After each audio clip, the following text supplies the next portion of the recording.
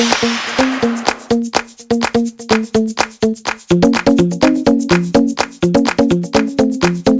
everybody. Welcome to La Lista, a LatinX writers podcast. This is your host, Ruben Mendive. And today I have an extraordinary writer here with us who actually will be sharing some of their work. So I always let my guests introduce themselves. So go ahead, tell the people what you're about. Hi, Ruben. Hi, how are you? I'm all right, thank you. All right, so my name is Gabriela Navarro, and folks may know me from my podcast. We're both fellow podcasters, so my podcast is called LatinX Supernatural, and we talk about all sorts of paranormal and spiritual stuff on there. But something that I haven't shared on my podcast is that I'm also a writer. I've written spec scripts for TV and film, and but some of what I've concentrated on in like the last couple years mostly is poetry and novel writing. So I guess I'll just because people don't know my stuff, it's kind of a little thing I keep close to my heart. So I'll read a couple poems. Yeah, I mean, thank you for sharing with us. Thank it's a big honor. Thank you for having me on. All right, so this first one is called The Antidote. American dream, American pie, white-coated confections, genetically modified ingredients, 1 cup nepotism, 3/4 cup inequity, heat at highest level of privilege, compensation proportionate to, ability to candy coat injustice, the sweetness of a luxury university, the nectar of your appropriated ideas. American nightmare, I don't want to die. Black tar something, systematically modified viruses. 5 cc's of suppressed grief for children in cages. 2 cc's of disassociations. Syringes sting sharp. I start to bleed. Fuck a simulation. Compensation contingent on stomaching harassment, tolerating the foul smell of brutality, swallowing microaggressions whole. Poison slithers down my throat while your humanity rots in the basement of your safe suburban home. On the brink of death, but like their drums, my heart still beats. Resiliency, the pure, sacred, sweet, ancestral antidote I eat for dessert every fucking night. And I brought another one. Yeah, and snaps. Yeah, I mean, what else needs to be said? I love it. So this one's called Generational Curses. You are my hero, you are my monster, malicious beast, tender soul. Carefree is what we wish to be. I'd sell my soul to make you whole. Back in time, a little boy you were. Trancazo tras trancazo, black and blue blurs. I'll wipe your tears, soak my handkerchief. Don't worry, I'll break the curse. Damages and devastation, rehabilitation and regeneration. I forgive. Hold my hand, Papa. I know the way out now. Thank you for that. Thank you. Thanks for creating this platform. Well, that's powerful. I feel like I got a big glimpse into I think that's a good introduction. Yeah. I thought it would be a good way to kind of introduce myself and where I come from as a writer. Yeah. So, my first question is, where are you from? I am from Los Angeles, California. I am an LA girl, and my parents are from La Ciudad de Mexico. Oh, same. Which I know that you're from. Yeah. Okay, so we're family. Chilangos. Yeah. So they came over. So my mom came over when she landed in the United States on Independence Day, 1987, and then I was born in October. Okay. Yeah, so she was real pregnant. Yeah. Yeah, she was real pregnant. So when they say, like that, all those t-shirts that say Hecho Mexico, I was actually made in Mexico. Yeah. And so did your mom come by herself, or was your dad with her? Yeah, it was kind of back and forth. So my father was, I think, on the brink of finishing university. And so he, I don't know why she came before him. I think that she was just told by my father's family was here before her. And so they said, come over, have the baby be born here, right? Because I think even so long, for many years, we've understood that there's a certain level of privilege with being born here. So my mom got sent over here so that I could be born here. And I think the original plan was that after I was born here, that I would go back and that I would be raised there. And then my dad came, and then, you know, for one reason or another, they decided to stay. My father's family was here, and so they ended up just staying, and it was a huge struggle. My parents, I mean, it's that, you know, classic story. You know, my mom cleaned homes. My father was a gardener. You know, amongst many things, he was a janitor as well. He worked overnight shifts. We lived in South Central Los Angeles, and, you know, just that immigrant work ethic. My dad at one point had like 6 jobs, and he would only come home for like 4 hours and just sleep. So he would always say to me that when I was a little girl that I didn't like him because I didn't recognize him, because I saw him so seldomly that whenever he came in or like tried to carry me or hold me, you know, he wasn't around a lot because he was working. And so I would cry, and, you know, I would be like, oh, you know, to me, he was a stranger, I guess. Yeah, for a long time. Yeah. And what did your dad study in Mexico? He studied petroleum engineering. Okay. So he's kind of a brilliant mind. Yeah. He's a mathematical genius. And of course, you know, that didn't translate over. Yeah. So when he came here, he also had to go to get his high school diploma. My mom, I think, studied like teaching, I think some sort of like education degree in Mexico as well, but that also wasn't valid here. It's crazy how the credits don't transfer over. Yeah, like, why don't they transfer? I don't understand. I feel like people come here from like Europe just fine. Yeah. And then in a lot of Asian countries too, they come over, like India and China, and like those will transfer just fine. But here it's just like the country next door doesn't even like which is nuts. And you know, you mentioned that your sort of the plan was you'd be born into this privilege, you know, a U.S. citizenship's no joke, especially in this hemisphere. So, you know, when your parents came over and decided to stay, is there like a vision they had for like you, for how their family would grow up here? Do you know? I think that for my parents, it was all about education. That was really hammered into my brother and I. You know, and like I mentioned in the poem, I feel like we were under the illusion or delusion of the American dream.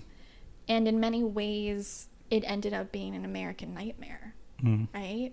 I grew up in South Central, talk about, I know that, you know, the conversations today around like gun violence, and so I'm a gun violence survivor, right?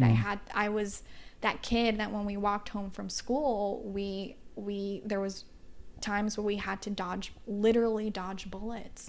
I saw a man get shot in front of me once, just walking home from school. And this, I mean, I was 7 years old when that happened. My brother was much younger. And so you're dealing with that, right? You're dealing with living in a neighborhood where you're not safe. I was not allowed to play outside. You're also dealing with discrimination and oppression, and you're carrying with you all of the generational trauma from, you know, that exist even in our ancestral countries. So, you know, lack of access to resources, lack of just, access to information, right? Now, thank God, for social media, that access, information is so free flowing, right? But back then they didn't have that. They couldn't just go on Instagram and if there was an ICE raid, they would know, oh, okay, well, if somebody knocks on my door, then I know that I don't have to answer. I don't have to open the door. I don't have to say anything. It's crazy. Back then, I don't, my parents were told, that awful things would happen and that their children would be taken away from them because we had been born here. And so if they were caught because they were undocumented for many years, that we would be separated. And now that nightmare has come true, right? We're seeing that play out. But yeah, it was awful. And it affected both my parents in a profound way. And I think that they didn't have the bandwidth to handle it in the most healthy way. And so, like, for example, like this poem, Generational Curses, I owe everything that I am and that I have to my parents. I worship them. That being said, they're not perfect, right? Because they're also human. I feel like when we're especially like in our culture, like we're taught to revere our elders so much. But yeah, they didn't deal with it in a healthy way. And I think like I'm a very spiritual person, as you might know from my podcast. I think that my role in my family and in my lineage has been to break all of these curses, to seek out mental health help, to learn about how things that happened hundreds of years, with colonization are still impacting us now. And just having that awareness and that information and that education has allowed me to live a much healthier life. Right? And you're right. It's like everything that's in the news now, the nightmare we're living through. Information wasn't as free flowing. So there was a lot of like suspicion. There's a lot of fear. There is not a great way to communicate. I was just back home in Chicago and we were driving down, Little Village in Chicago. It's a Mexican neighborhood. And my mom was talking about like, oh, I remember there was an ICE raid when I was in high school right across the street. Wow. This place that would sell fake green cards and social security cards. There was a huge raid there. And my mom was like, oh, I worked across the street. And I was like, is it even safe to walk outside my job right now? And I saw the same raid too, just walking home from school. And it was like military men with machine guns, like assault rifles, raiding this place. And it's like, was that communicate? Like you only knew about it because you saw it happening down the street. And you're speaking to also like the fears your parents had. Previous guest Alex Alfaro talked about how it affects the whole family. It's not just one person, and that the stuff that's going on now at the border, these immigration raids that currently are, we're being told it's going to happen this weekend.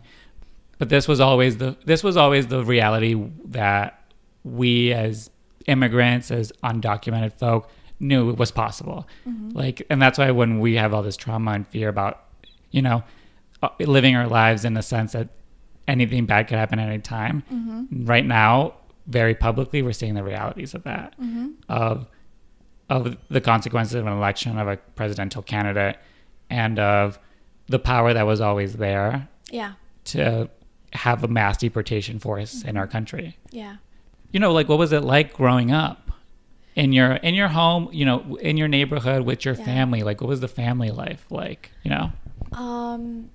So there was a lot of trauma, right? So not feeling safe in the neighborhood. A lot of, drug addicts next door, drug dealers living next door, dodging bullets. And my father turned to certain substances to kind of cope with that, I think. And it was easily accessible, right? That was the medication that was easily accessible on the street. And he chose to, self-medicate, and then, that would, make him, do violent things. Yeah. And so I grew up being scared a lot. I grew up being fearful a lot, and having, I identify as a survivor of trauma, but then it almost kind of seems like, when you're seeing these things play out on the news and stuff like that, or even with I have friends that are undocumented, Yeah. and knowing that they're going to be affected by, the ICE raids and all that stuff, it's so re-triggering, right? That being said, it wasn't all bad. Yeah. I grew up, I'm a Chicana. My parents are amazing people. My father he was my introduction to storytelling. He's an amazing storyteller. He would tell me stories about Mexico, and mostly ghost stories. So that's where I got it from, right? Yeah. And my mom's also, my mom's pure magic. They did the best that they could with what they had. And they taught me how to be resilient. They taught me how to survive. They taught me, because they went through so much discrimination and oppression. Mm-hmm. They taught me not to internalize it, I guess, right? Like, not to say, like, if somebody in an office environment where, you're an educated person, you've come and, you're trying to make a career for yourself, and they come to you and they say something like, you're just the maid of this office, which has happened to me. A lot of people, I think that if you're not taught not to internalize, you're like, oh, well, maybe that is my role.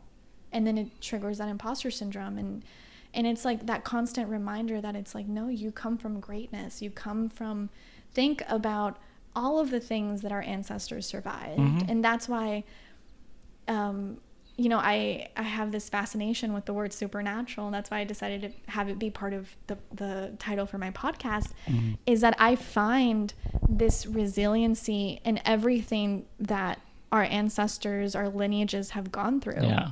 How are we still here? Yeah. How are brown and black people still even alive? Yeah. Do you know what I mean? When they've tried to extinguish us so many times. Yeah. I think about that too. I had a conversation with another guest about, having immigrant parents and just like the power that's in that like your parents can come to another country where they don't know anything about it, don't speak the language, and through that build a family and like a home and raise children. Yeah. And like, you're right, there is magic in that. There is that's something like something supernatural that can't be explained, that just makes them rise above the occasion. And it's funny. So I lived in Boston for a few years, and Boston is a very the city's, like, the main city area is very homogenous and very segregated. And so coming from Los Angeles, where, I grew up with, people speaking a dozen different languages around me, people that looked different from me, I'm very comfortable with that.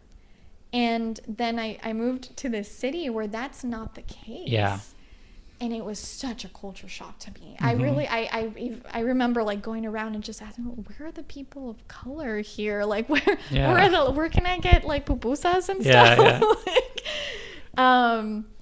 And how uncomfortable my presence made certain people feel. I could be walking down the street and people would stop me and ask me where I got my tan, because they thought that this was a spray tan service. Okay. Interesting. Yeah. But it was, like, to that degree. Yeah. And then after the election, it got to the point, and this is one of the reasons why I decided to move back, is it got to the point where I started to feel very unsafe in the city, where people were, accosting me on the street and calling me a terrorist, or, stuff like that, just because they, now it's gotten to the degree where people feel emboldened to act on their hate. Yeah. And act on their fear. Yeah. Yeah. Yeah. And I've talked to a couple people about this, about sort of like a culture shock of, like, growing up in a diverse community and growing up with like, even just with like mostly Latinx folk, that when then you're like introduced to a place of like mostly white people, you sort of like, it's always a culture shock to sort of re-experience the world through their eyes. And how they see you, how they see you so much as other. And how all the points of reference that they have for you are from TV and movies. So to them, I was either a maid, like the fiery, sexy Latina, or a drug trafficker. And I was like, oh well, I'm none of those. Because there's definitely a narrowed perception in the media, and then that informs, because there's no exposure to it, so the only exposure is through that. So and so it made me so grateful to have grown up in a city that is so intertwined, and you know, all this stuff.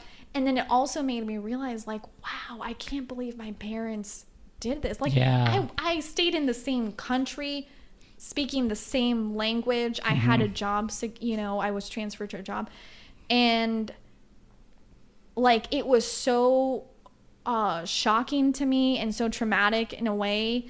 And I when I was there, I was struggling with my mental health a lot because of feeling so isolated. And I'm like, wait a minute, how did my parents survive? Like, they came from a different culture, from a different country, didn't even know the language, had, you know, no stability, like $0, probably didn't even have a bank account when they came here, you know, like stuff like that. And it just made me, it awakened me to a new appreciation for my parents and what they went through when they came here. Because I'm like, oh well, you know, like I'm here in a city where, yes, people are calling me terrorist and people are asking me where I got my tan, but like whatever they went through must have been like a billion times worse, right?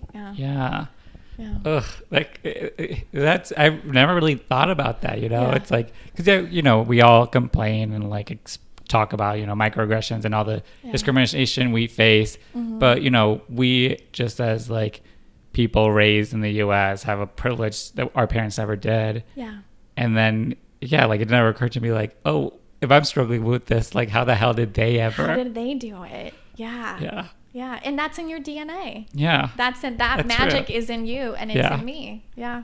So do you want to talk about like you in school, like growing up in elementary school and high school, like, you know, sort of like who were you, you know, how did people see you? Like, I was a very shy child. And now as an adult, I realized that I wasn't really shy. I was just introverted because I'm not a shy person. I can get up and, you know, sing mariachi in front of a lot of people. Should I have the right amount of tequila? But I was introverted. I was shy. I didn't speak up a lot. And most of my teachers were white. And I think that's one thing where I had a little bit of bad luck, because I think that a lot of us are really smart, and I don't think that they have, maybe they don't have the bandwidth, but also because we're brown and we speak Spanish, that they see us as remedial or behind in some way. So Spanish was my first language. So school was interesting. I was a really shy kid. I also had the culture shock of moving from South Central, where I was dodging bullets, to moving to the San Fernando Valley, where I had trouble sleeping at night because I was so used to police sirens and gunshots and helicopter chases at nighttime. And then we got to the valley and I was like, why is it so quiet? And then the valley, I mean, like now, at least the area or the school that I went to, I was like one of like 2 Latinx kids. It was predominantly Asian and white, which is, you know, more privileged backgrounds. And I had a really tough time making friends. I didn't understand, you know, why. I'm going to say, you know, it was borderline bullied a little bit. So I tried to mostly keep to myself. And this is, I think, where storytelling kind of came into play, because during recess or during lunchtime or whatever, I was reading books. That was my escape. The characters in the books were my friends. Yeah. And you bring up a good point, that, because I think about this all the time with my nephews. I'm just like, or schools that I've worked at, and I see other little Latinx kids, I'm like, all their teachers are white. And the only Latinx people or people of color they see are the lunch ladies, the janitor, or the ladies that work in the office, the administrative. And it's like one thing to see that as a child, but it's another thing that, just through like implicit bias, white teachers don't really notice you as much. They underestimate you. They don't see themselves in you, so they don't. It's like it's a different. I have so many like white friends who are like, oh yeah, I like still talk to this teacher from third grade. Oh or, like, yeah, no, I don't talk to any. Yeah, like I have these mentors, and I'm just like, oh well. No teacher really ever took notice of me. No, took an interest. They knew, like some of my teachers knew I was smart, but because I had proven that to them. But like they never were like. And you had to prove it to them in a specific way, right? Like scoring high on a specific test. So if that wasn't your brand of intelligence or your strong point, you may have been, there might be a child out there that's a brilliant, I don't know, mathematician or something, and they're being tested, and they just don't do well in testing environments, but their IQ score might be through the roof or something like that. I had a counselor, and this is like not like a mental health counselor, but like the ones that kind of like schedule your classes for the year and stuff. And I'm the first person in my family to go to college. And so I think it was like sophomore or junior year, and I was like, I think I need to start doing things. Like I see all my white friends in my AP and honors classes like going on college tours and like going to like a special SAT program, like prep programs. And I'm not doing any of that, but it's because they were being motivated by their parents to do that. My parents didn't go to college here. They didn't know any better. And so I looked to my counselor, whose job it was to guide me and hopefully help me get into college. And I sat down with her and I said, I'm in this position. What should I be doing? And what she said to me was so heartbreaking. She turned to me and she said, do you really think that you're going to go to college? Do you really think that that's like your path? So she was actually discouraging me from pursuing higher education. And it was so confusing to me because I was really smart. I am really smart. I was taking AP classes. I was taking honors classes, and in my mind I was like, well, why am I doing all this work for? Like, why am I striving to get into those AP classes or get into those honors classes? If that's my end goal, that's why I'm here. If I'm not going to go to college, I might as well just drop out now and go work and start making money. And it was heartbreaking. I never went to her again for guidance. There was another counselor there that was the only Latinx person I think that worked in the office, and I felt so bad for him because all the kids of color went to him. So he not only had like his set of kids, but he also like all the other. So he only had kind of a certain bandwidth to be able to provide me, but he guided me enough and to a degree that I was able to get into college and figure things out. It was a super struggle, and I definitely could have had more guidance and like finding resources for scholarships and all that stuff that I didn't know about, and now it's like it's done and it's over. But it was one of those moments in my life that's so defining for me, where it was the first time that somebody had like questioned my existence and like really made me aware that they saw me differently than who I was. And that they had put a label on me based on statistics or based on, and like if you're in an AP class, like obviously like there's something else, there's some like what else did you want? But it did, and it's also like it seemed like it was very like because it's also like what's the harm in trying also, you know? What's the harm? What's the harm? But if you're just like, I think maybe she just thought it wasn't worth her time, you know, to like. Yeah. She probably, I mean, a lot of girls of color in my high school ended up, you know, teen pregnancies, unplanned pregnancies. And so maybe she thought that that's how I was going to end up. Like, I don't know what her, you know, her thought process was behind that. Yeah. That's tragic. I know. So where did you go to school after high school? After high school, I went to Cal State Northridge they call it the Harvard of the San Fernando Valley. Okay. I'm not from here, so I will believe anything you say. I'm like, oh, okay.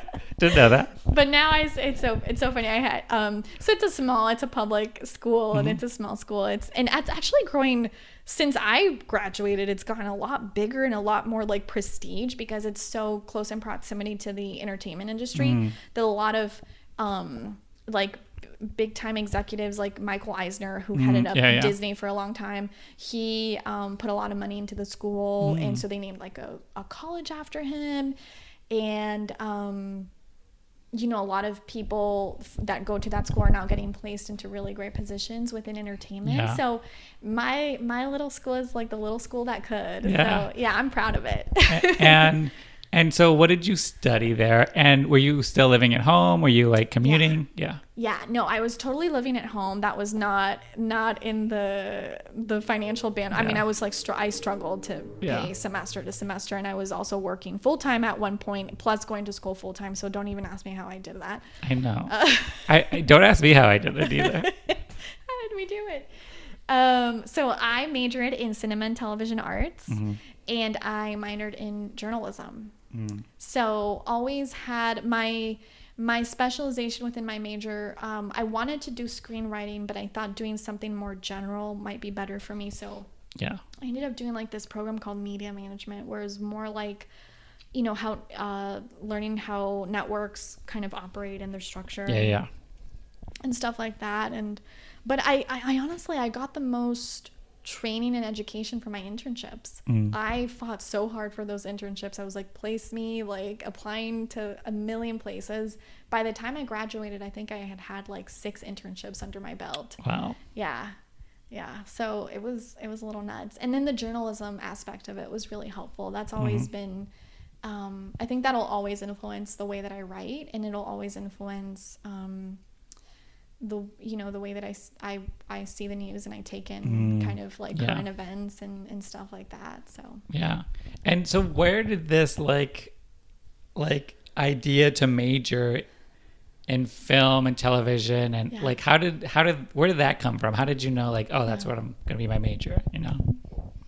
For a very long time, I think that maybe it wasn't an awareness that I knew to articulate, but I knew that I wasn't seeing my stories get told. And so I wanted to be in a position where I got to tell our stories. And I got to help other people or collaborate with other people to tell our community stories.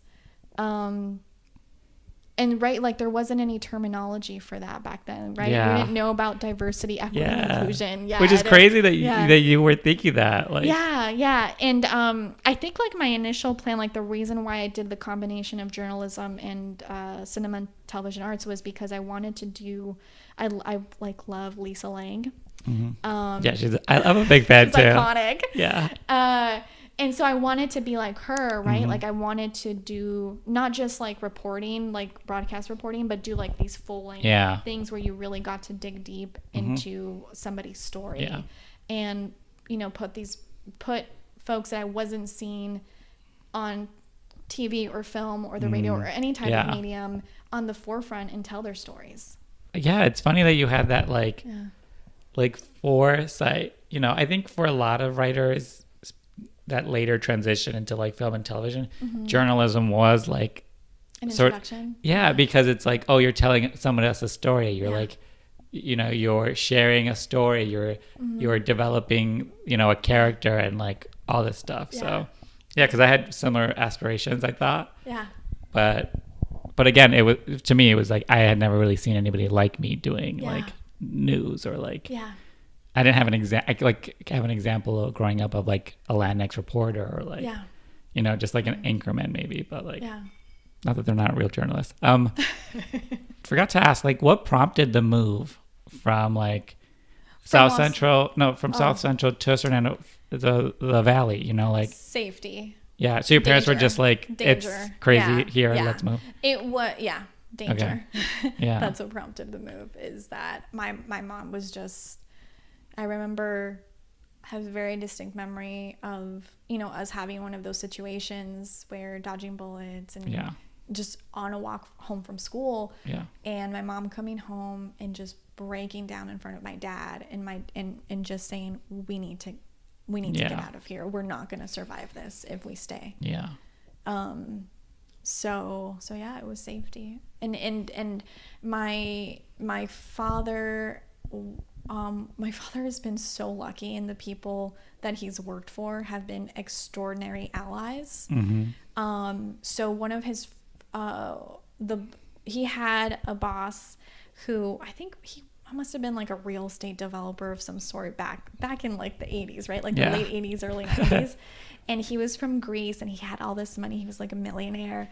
And he just took to my father and took to his family and decided to help my parents get, their documents and become residents. Mm-hmm. So that's how that was facilitated. And then later, the only way that we were able to make the transition over to the San Fernando Valley into a safer neighborhood was that at the time he was working for an amazing woman who was also a businesswoman, Jewish woman, and she used to have us call her Nana. And she helped my parents with their down payment on the house. Yeah. And there's allies like that out there. Yeah, right? There is. It's not all bad. There's people out there that are very aware of their privilege and want to help. Like they might not be out there like on the street and activism, but they find small ways like that to help. Yeah, and maybe they don't even see it that. They just see it as like a humanity. And like because I think that's the thing that like I don't think we talk about. I think we talk about within our own families a lot, but the luck, the generosity of like other people that because growing up in this country as an immigrant, child of immigrants, sometimes not being documented, it is a struggle, and you remember the little things people did to help you, and every like handout and generosity from strangers or someone you had met or bosses that just like could change your whole life, really. They changed my family's life, right? Like I could have lost my life one of those days walking home from school. My brother could have gotten into a gang and lost his life there, or ended up in prison. And because there was this person that said, I have the means to be able to help you, why wouldn't I? Let me help you. Because my family has like similar little stories like that, like just dumb luck, or just like someone being generous, or like just like organizations or individuals that were like, here, let me help you, and it makes all the difference. So like and they not having any stake in helping you, right? Like there's no expectation of you returning anything. There's nothing that they're getting out of it by helping you. And it's just, you're right. It's just pure generosity and being generous to a stranger, essentially, somebody that doesn't look like you. And it's just, it comes from a place of humanity, I guess. And it makes such a difference. Like, so what did you do after school? Like after you graduated? After school, I went straight into the entertainment industry. Okay. I worked at various production companies, networks, studios, mostly as an admin, mostly as a secretary. And, it was very clear in those environments that Hollywood has... or had, I think that what we're seeing with, the Me Too movement and Time's Up and diversity and inclusion initiatives, that it's very new, right? And I hope to God that is not a fad. But it was very clear that there was a culture of marginalization in Hollywood, and that what I wanted to do, I wasn't going to get to do via traditional platforms. like TV, like network television or like feature films, right? And this is like a few years back, right? Like people hopefully don't come after me and say, oh, well, there's all this inclusion stuff, you know, like this is very new. This is like within like the last 2 years new. Yeah. So yeah, I had a ton of experiences there that I witnessed a lot of stuff happen, and I just realized it's like it's not gonna happen for me here, and that's okay, because again, looking to my parents as role models, I need to go out and experience something different. So when I left Hollywood, I actually ended up going into nonprofit conservation. I worked for a conservation nonprofit on the East Coast, and up to that point, my entire career, from my internships to, you know, my various jobs, had been in the entertainment industry. And I realized that there was this entire world outside of Hollywood. What? I know. Where is it? And something that I like want to advise creative people to do, I think like as creatives, we tend to surround ourselves with other creatives. And so what ends up happening is it ends up, even if you have a diverse set of friends, ethnically speaking, you might not have a diverse set of experiences. Like you're all working, you know, for talent agencies. So y'all have the same experiences. Yeah. And it's like, no, get out of that. Go out and experience. I mean, like when I was in Boston, I was working in nonprofit. I was working with government agencies. I was working with social workers. I got to meet people that came from careers where they weren't all striving to be famous. What? And where like the way that you looked wasn't like, it wasn't a priority. I mean, like, not that like people look like super disheveled or something crazy like that. but yeah, like it wasn't like a priority to be skinny, and it wasn't a priority to have perfect skin and like blonde hair and blue eyes and look like a supermodel. And it wasn't a priority, you know, the priority that I saw the most was education there, right? There's Ivy League schools are on the East Coast, and so it was I got to meet people that told me their stories from, you know, working in the mental health field, from working, you know, in nonprofit, out on the field, like in the Appalachian Mountains, hiking and taking youth from you know, the most dangerous neighborhoods in the area out into the forest for the first time and go camping, and just, you know, how these children that have grown up the way that I did, going out into the nature for the first time. And I worked at a biotech company, so I got to interact with scientists. Oh my God, scientists are so passionate about what they do, and it's fascinating, like the way that they think and, you know, how they work. I had no concept of, you know, how a lab operated or how you got to that point, or how scientific experiments worked. And so I got exposure to I'm very lucky in my career that I've gotten exposure to a lot of different industries. Yeah. And so I've taken, you know, little bits and pieces, and there's always characters wherever you go, right? Yeah. Like my last job, I really felt like I was in a Justin Spitzer, like Greg Daniels comedy, where everyone was just such a character and so funny and like outrageous. So you know, I encourage people who are creative. Yes, it's so amazing when you can find your tribe. Yeah. But go out and like experience something other than Hollywood. Go out and experience something other than the artists that you've surrounded yourself with. Yeah, because you know, I'm a little, it's like there's a whole world out there, and it's like the real world. Yeah, it is. It's the real world. Yeah, it really is. And you know, I'm in like a summer thing. Like I've had like different kinds of jobs, and like. Not really, like, you know, people are always like, well, how'd you even get that job? I'm like, by luck, and I needed money. But same. But it's also like because then, you know, the people that, you know, you have the same passion with, like, then you're just talking about like the same thing. You're talking about like, oh, like stars and an executive that like quit, and then like, and like, and that's such a big deal, right? Like, Yeah. did you hear who so and so left and blah blah blah? And or like, what are you watching? Oh yeah, no, I hated that. Oh, have you heard about this person? Oh yeah, like, and then it's like, but then I try to talk about other things, but you do notice with some people, like their bandwidth doesn't go there. Like, you're just like, oh. Yeah. Well, like this is just, even like sometimes current events. You're just like, if it's not on deadline, like it also happens, Like, is Nikki Fink still a thing? I don't know. Do you remember that? I don't think I do. Oh, okay. It was like a gossip site, but it wasn't about like celebrity gossip. It was like gossip about like network executives and like so and like all this stuff, and like rivalries would start on there. Oh, God. It was really hilarious. That hurts. But it's like you can sort of get clustered into this bubble. Yeah. That's its own bubble. And it's also that thing where it's like if you don't have like a life outside of that, it also is a great opportunity to do that, and it feeds like your experiences, and then that can also feed into your writing, your creativity. It expands. It expands. The spectrum gets wider.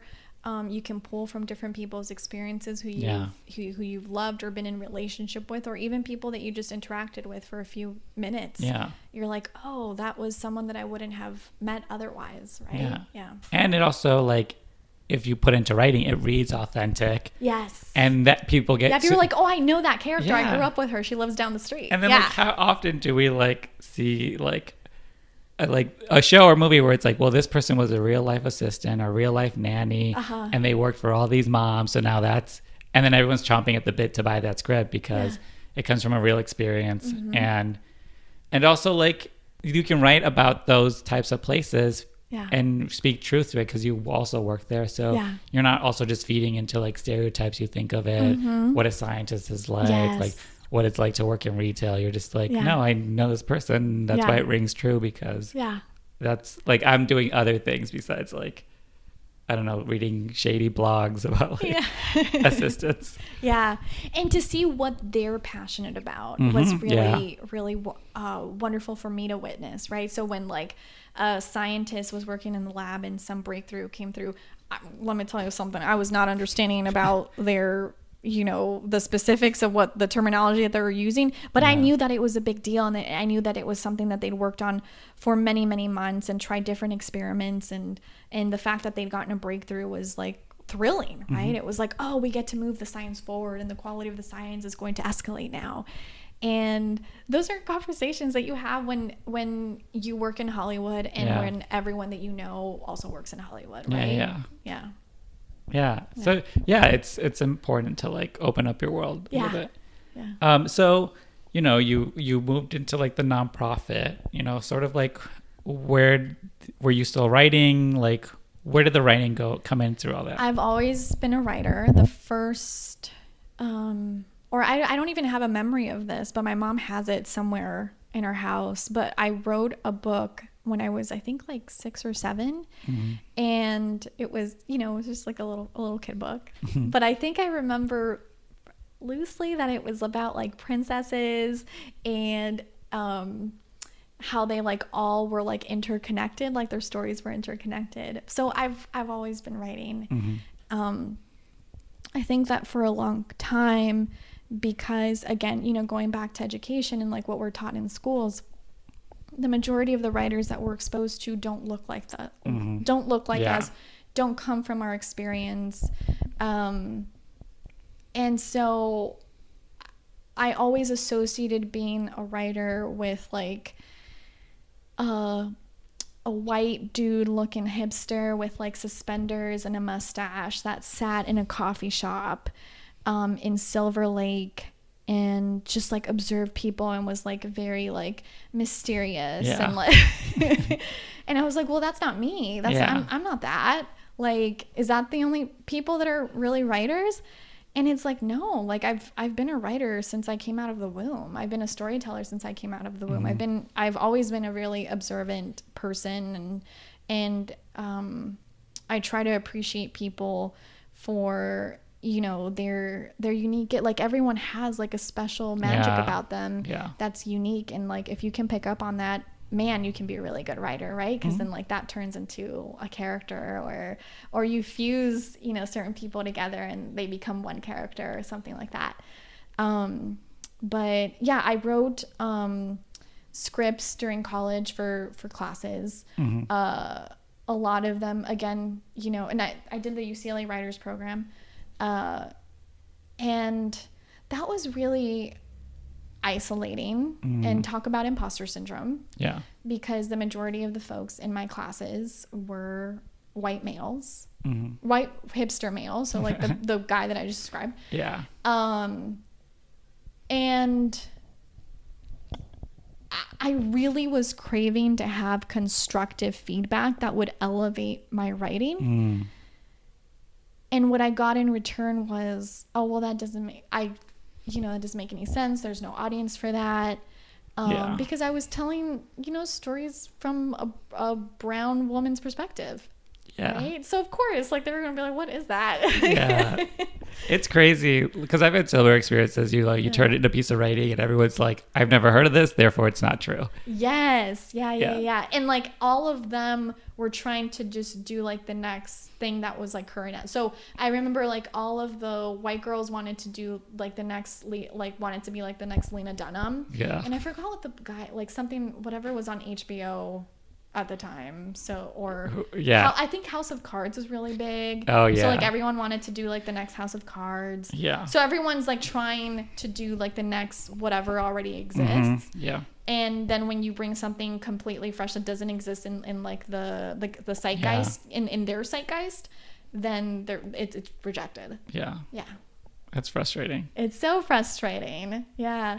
And how did you walk away from that like program? Did you feel like you had accomplished something, or did you feel like, oh, maybe I didn't get what I wanted out of this? I thought I learned that the professors were really great about, you know, I walked away with great, the technical aspect of writing a story and specifically a script was very ingrained in me, right? Like I know how to write an outline now, and I know that an outline is going to guide me, and once I have that outline down, I can expand, right? Because writing is not, I'm not a person that often deals with writer's block. I can't relate when people say, oh, I have writer's, I can't relate to it. For me, it's just about getting organized and seeing how all these, you know, characters connect and how we're going to make the story kind of come alive. Wait, can I tell you the La Llorona story really quick? Wait, which one? So talking about imposter syndrome and how like all of my brown woman perspective ideas were like denied. This was in college, and we were like each of us had to like turn in like a film like treatment and like I think it was like the first act or something of a script.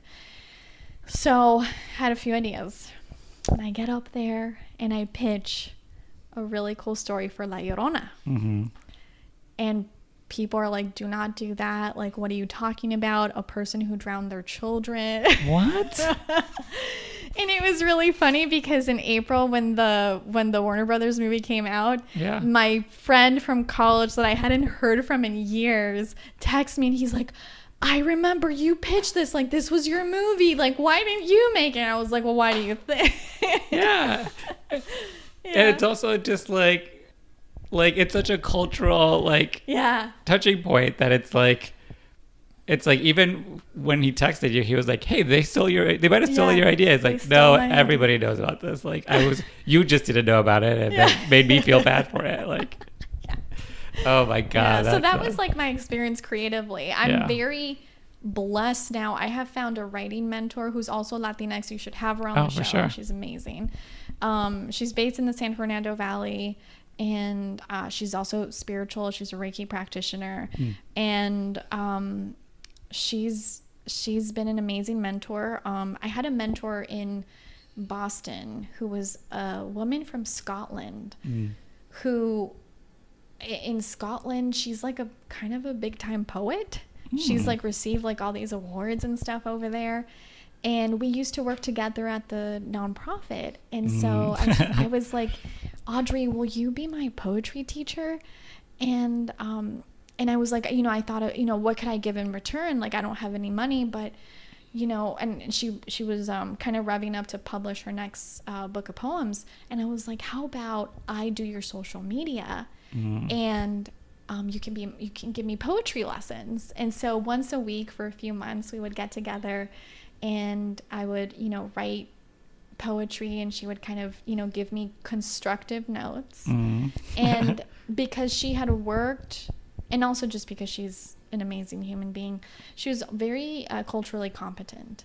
So whenever I would write, I was mostly writing in English, and she said, I want to hear more of like your culture in your writing. Why don't you put in some words that are in Spanish, put in some whatever sayings you grew up with. And so she's the one that kind of encouraged me to like sprinkle a little bit of that in there, sprinkle things that you grew up with and stuff.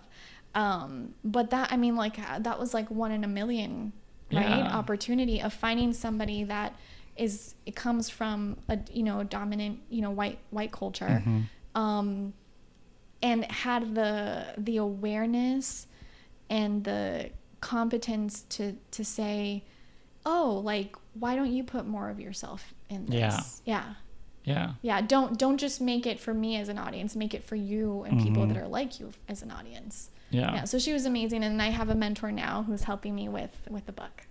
So let's talk about that. What are you working on now? All right, so I won't go into too much detail because it's a trilogy, and so we would be here for hours. And no spoilers. No spoilers. Okay, so this is how this started. The way that I approach my writing is very spiritual. I have an altar at home where I have my veladoras, and I work with certain saints and stuff. And I definitely work with my spiritual ancestors, right? So I call them in, and I, just say, like, let me tell your story. Tell me what do I need to put on this paper. And because I'm spiritual and I'm always practicing this stuff, I didn't know what these kind of little glimpses of things that I was getting meant. Sometimes I would dream certain scenes. Sometimes I would just kind of be daydreaming, and something would come to my mind, and I'd write it down really quickly before I forgot it.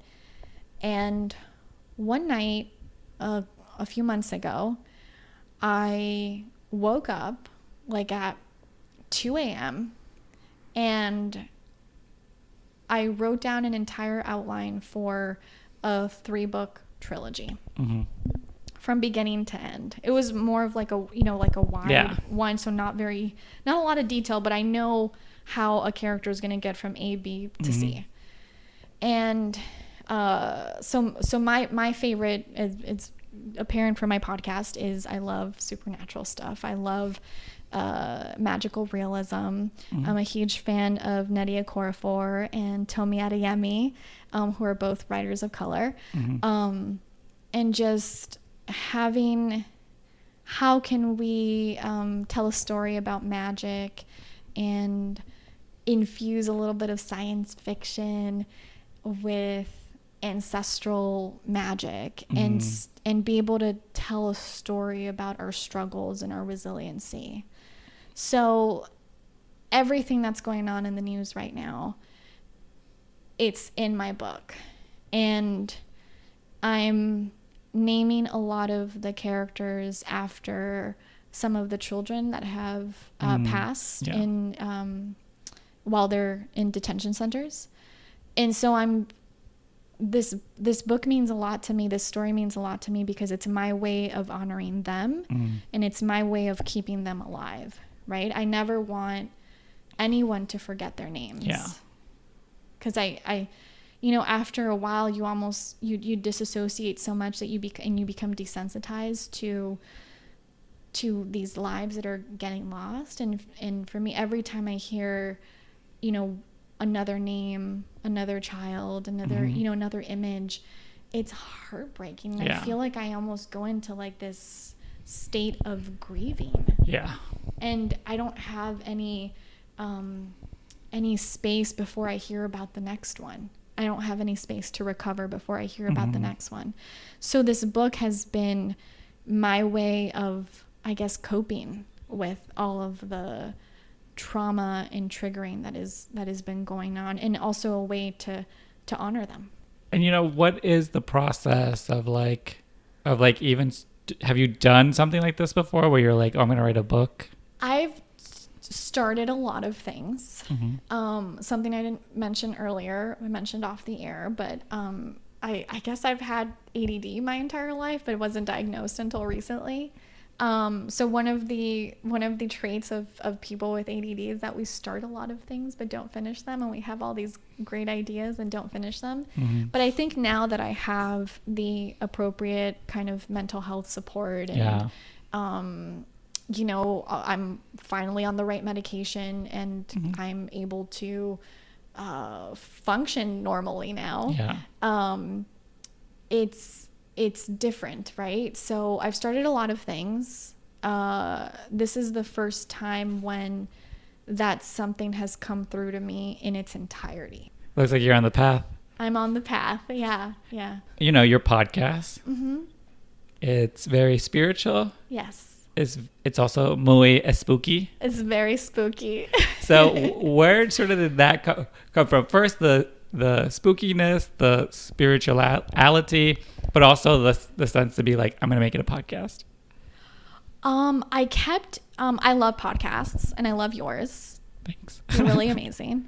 I listen to a lot of podcasts, and because I love spooky stuff, because we all, if you're Latinx and you grew up with ghost stories, you grew up with stories about La Virgencita, and you grew up as I'm looking at your Virgencita Veladora over there, you grew up with stories about miracles happening and certain spirits coming through to save you in the nick of time, and stuff like that. So there's all this like testimony, and also like our relationship with death is very unique to our culture, right? And that comes from our indigenous roots. So I kept hearing all these ghost stories on it. I was like, oh my God, I have so many. My family has so many. Every Latinx person that I know has so many ghost stories. There's this podcaster. His name is Jim Harold, and he has a ton of paranormal. He has like 5 of them. And it's really funny because I would listen to his podcast, and he has so many Latinx people call in and tell their ghost stories. And he's like this like really perky white guy. Yeah. So he's like, up next, La Llorona. Yes, exactly.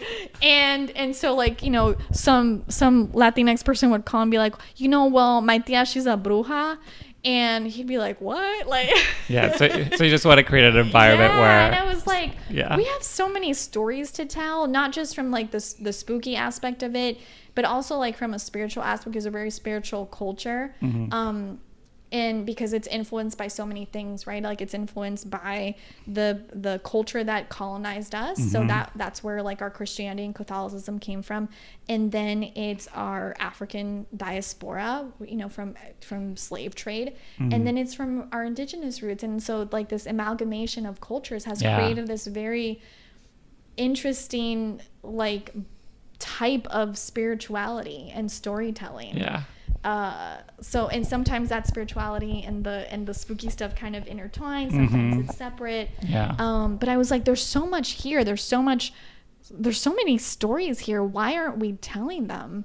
And so I was like, well, why not? Let's do it. I love that. Yeah, because even like, there's the cultural touchstones for like Latinx people, like La Llorona. I think it's kind of pretty universal. But there's also like specific to countries and regions, like where it's like, oh, I had never heard of that. Yes, it's been really fun for me to learn, because I'm Mexican American, and so it's been really fun for me to learn about like stories from like El Salvador or spiritual practices from like La República Dominicana.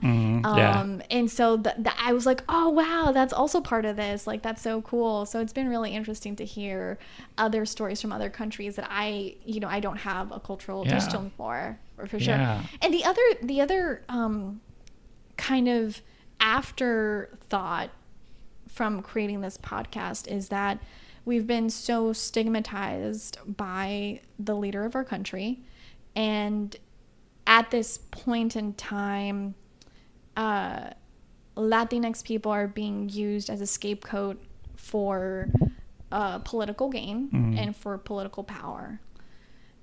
And a lot of people that don't know us don't have a point of reference for anything other than what their president is saying or what their politician is saying or what they're seeing in TV and film.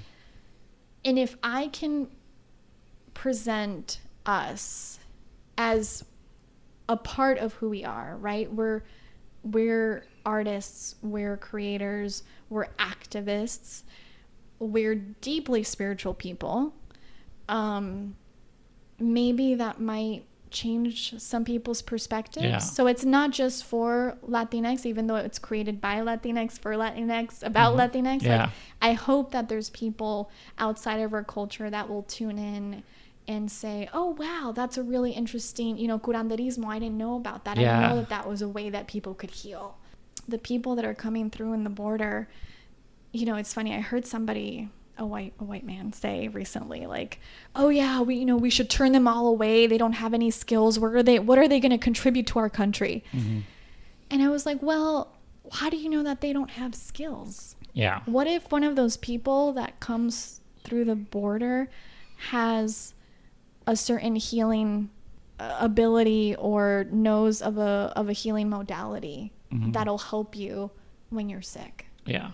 Or something that'll help you get in touch with your spirituality, or just a story that's going to be inspiring for you to hear. You know what I mean? Like, they're not, like, maybe the people at the border right now, they don't have like IT skills or whatever. Yeah. And even if they did, wouldn't transfer over. So yeah, they don't transfer. Yeah. Exactly.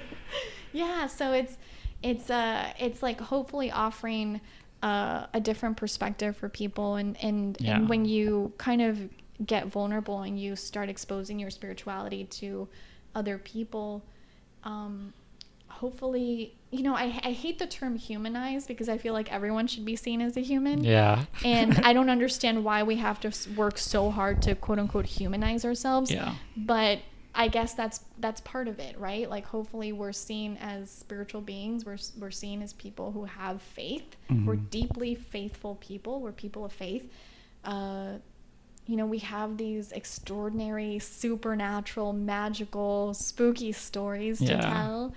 And hopefully that humanizes us to people that don't have any other point of reference for us. Yeah. Yeah. Yeah, I love that, because, I hadn't really thought about it in that sense. There's always like a high bar for, people of color, for immigrants, for children of immigrants. It's like, well, what do you contribute? Like, you always got to be the model minority. You do. Like, even like with DACA, it's like you have to be the perfect person to qualify for it. Yeah. And who is that? Who is the perfect person? And that speaks to, like, we're not seen as humans who make mistakes, who have trauma that we're still dealing with. And like, it's like, if you want to have that standard for us, then that should go the other way too. Like, what are you contributing? Yeah. Like, what if that was the way that we operated as a country? Yeah. And if you didn't reach what they've set up as traditional levels of success, we boot you out. Yeah. And that half the country would be gone. And you do speak to that, like, that standard set by someone else of, like, this is what a successful immigrant looks like in our country. Yeah. And it's like my parents like came to this country, worked their butts off, have jobs, like pay their taxes, like or contribute to our society in, like, the general sense, have 3 kids that went to college. Yeah. So great for us, but, like, a family that just like ours who didn't go to school, or like, that doesn't mean that they're any less valuable. Didn't get out of South Central. Yeah. And ended up in a gang or in prison or shot dead on the street. Yeah. Yeah. That doesn't mean that they were less contributor or worthy of this. And, to the kids in South Central where they were living through that environment, that had nothing to do with who they were. Exactly. Those were the circumstances. Or their worth. Yeah. Right? Yeah. Like, why is a more privileged person's life worth more than somebody who grew up in South Central and had to deal with the trauma of dodging bullets, and oppression and racism and violence and addiction at home and domestic abuse and sexual, like there's just like the trauma is endless. It's ever so continuous. And even when you've gotten to a point where you feel relatively safe or you're living under the illusion that you're safe, you're seeing in the media people who look like you be locked up in cages and have all these human rights violations happening to people who look like you on TV. It's jarring. How are we and that's why I think that for a long time I tried to be the model minority, you know what I mean, and assimilate, and it's not my thing. It's a game you can't win. It's a game you can't win. You're always going to be seen as the other, the fact that there are kids being separated at the border in cages, mass detainment centers that can't even house them, just by the fact that I look like those children and they look like me, tells me exactly what you think of me. Like how you treat these children are a reflection of, because it's like nobody's, like, the world hasn't stopped. Every day keeps going. People are going to work. People are, and like, I see the news. I listen to podcasts about politics, and they don't really seem to be talking about it either. Like, it seems like only through my own social media and the people I follow that we're all talking about it. But it's not like there's no like if I feel like this should qualify the same thing as a hurricane coverage. Like, why isn't it just 24/7 cameras stationed outside these places? And you hear I'm hearing snippets of what's going on in there, but only through the select people I follow. It's not like in general culture we're all talking about. And unless you really seek out the information, like, for example, my mentor, she was one of the kind of storylines that I'm incorporating into my book is how big data and the violation of not just immigrants' privacies, but of all Americans' privacies is being this new technology, right? That analytics and data and stuff, how it's being used by ICE and by Border Patrol to target certain individuals. So before, it was relatively easy for them to go after undocumented individuals who maybe had a criminal background. Now, because of that, they're able to locate entire families, and really, and that's why we're seeing like these continuous waves of ICE raids. And the children in cages, that's intertwined into that too, because what they're doing, it's almost like a trap. They're using the children as a trap. So if you know a kid that's being detained in one of these cages, right? And they call you, but you're also undocumented and your entire family's undocumented, and you just want to get the kid out of the cage. You show up and they look you up in the system in these new technologies that are being developed by, I think it's called Palantir and even Amazon, Salesforce. Support so many, and if you're not like going through that rabbit hole of information, you don't know about this, because you're right, it isn't report, not even on like flipping Univision. They're pardon my language, but they're letting us down. Right? They're not reporting this stuff. But who runs Univision? Mostly white people. If you go to like the head of the head of the head. But at the end of the day, a white guy's still signing the check. And that also, talks about the structure of this industry and how there's always a white man making the decisions of like what's worthy, what has value, just like we do, just like our work does. And again, it's like is it also a rigged game? Are we trying to aspire to like, because again, it's like we have these shows and we love these shows and thank God for these shows, and Vida just got renewed for a third season. Yes, I love Vida. But again, who saw the value of that show? Who decided to put the money behind it? Who renewed it? You follow the money. It's always a white guy. Yeah, and the decision to put a show like that on the air. Yes, it is an extraordinary show, and if you have not seen it, you have to watch it. I binge watched the first season in literally one night. Yeah. I got to meet Chelsea Rondon, who plays. Oh, love her. I love. She's my favorite character. Yeah. I feel like I'm Muddy. Yeah. But she was at an event and she gave this amazing speech about, her struggle. You should have her. I don't know if she's a writer, but you should have her. But I hadn't even heard of Vida up to I just happened to, and I went home and I was like, oh my God, I have to look up the show that this girl's in. She's amazing. And I binge watched it in one night. So the show is absolutely extraordinary, right? Like amazing, next level writing. But at the end of the day, did that show get on the air because people of color are currently trending? And again, no offense to the work and the gorgeousness that it is, but then it also like they make it and then it's like, okay, now there's a marketing budget. Funds have to be allocated to that. Who's making that decision of what the show is worth and how much they should promote it? Yeah. And we live in Los Angeles, so I think a lot of things get promoted here. Yeah. But I don't know if like where I'm from, Chicago, there was a Vida billboard. I don't know. Yeah. Yeah. So exactly. Yeah. Yeah. So and they don't know, and because a lot of those marketing executives are predominantly white, they don't know how to market to us yet. They're still figuring that out. Yeah. Very much so. Yeah. Yeah. Troubling. There's a lot. But we still love the show. We're thankful for it. We're thankful for the third season. Yeah. No, I'm so excited. Yeah. You should have a viewing party. Can I peer pressure you to do that? I know that you're an introvert. I'll come here and watch it. I don't have a TV. I don't know if you've noticed. We'll just both watch it on your little laptop. Yeah. They should do a viewing party somewhere. We should get like a community thing, like a bar somewhere where they like they do like for RuPaul's Drag Race. Like in the bar, like if we went to like the actual Vida bar. It's not far from here. I want to go, but I don't know if it's actually like open or like a bar. But maybe we could go to a bar in Boyle Heights and talk them into letting us have a viewing party. Yeah. We should actually do that. So everyone who's listening is invited. Yes. Do you love that they incorporated curanderismo into Vida? Yeah. I love that. I love that episode where she does like the limpia with the egg.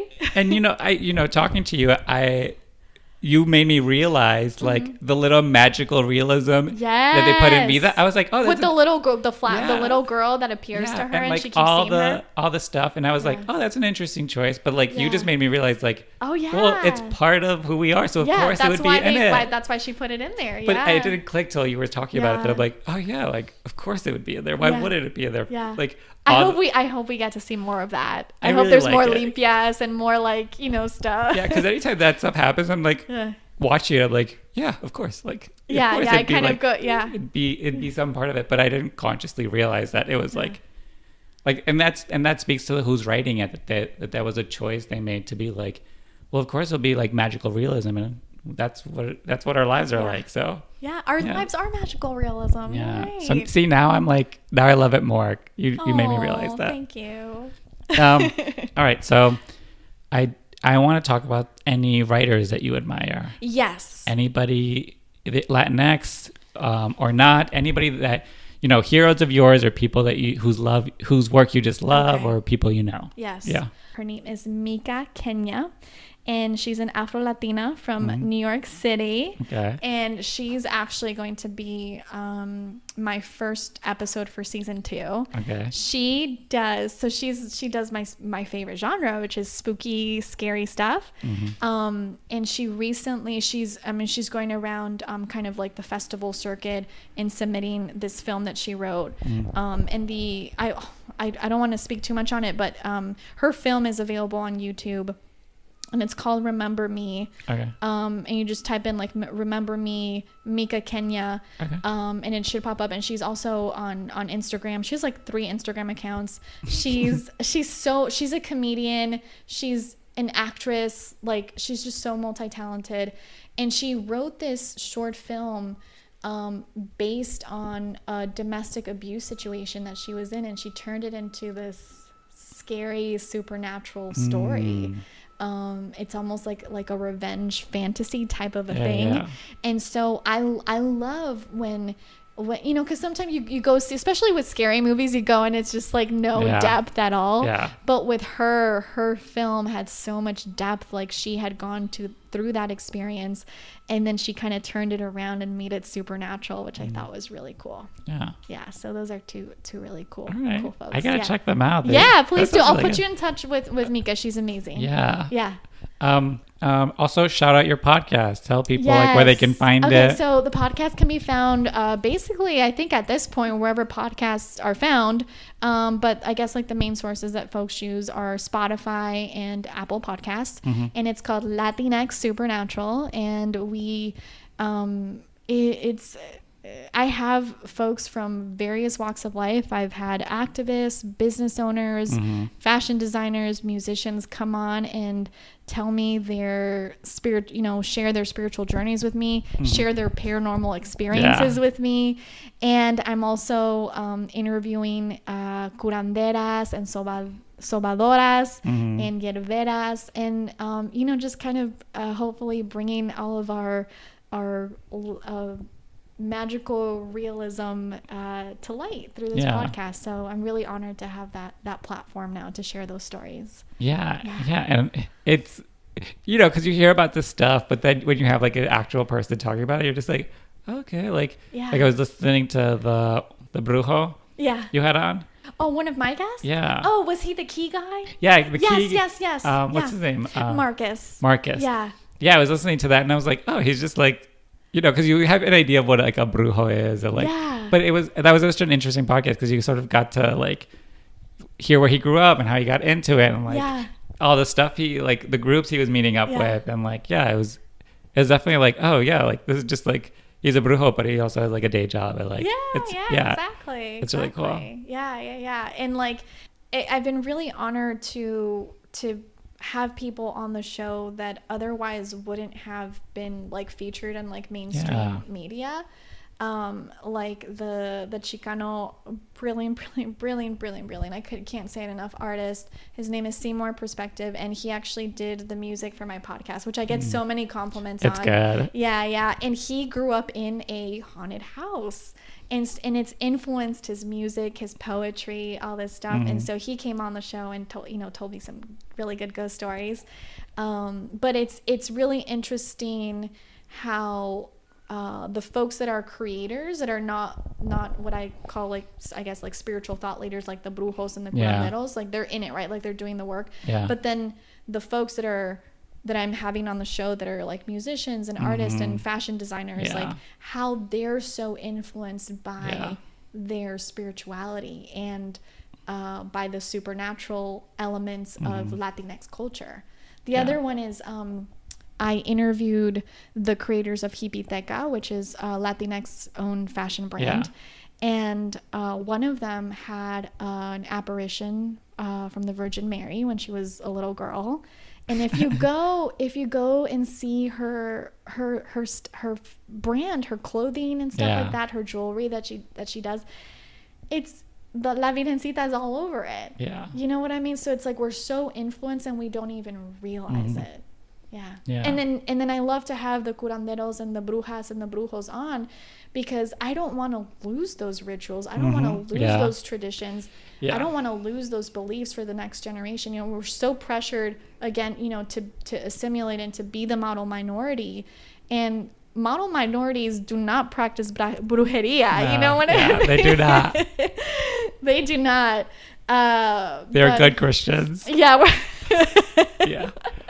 Yes. That's funny. Yeah, and so it's kind of like my little way of pushing back and say, I know that you want me to be your model minority, but I'm not. I'm gonna have brujas on my show, and I'm a bruja. I consider myself a bruja. My mom considers herself a bruja, and we're gonna keep pushing. We're gonna keep these things alive for the next generation, because we shouldn't lose these. This is important. Yeah, that's really important.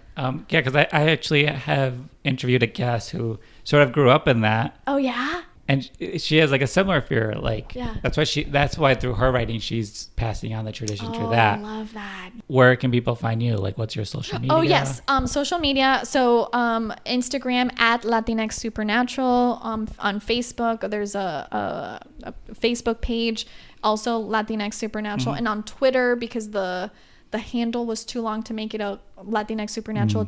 It's at Latinx Super NTRL. That's the one on Twitter. Okay. I mostly utilize Instagram the most, and via Instagram, anything that I post on Instagram usually gets pushed through to Twitter and Facebook, but I'm most active on Instagram. Okay. So if you want to get in touch with me, shoot me an email, latinxsupernatural@gmail.com, or you can just DM me on Instagram.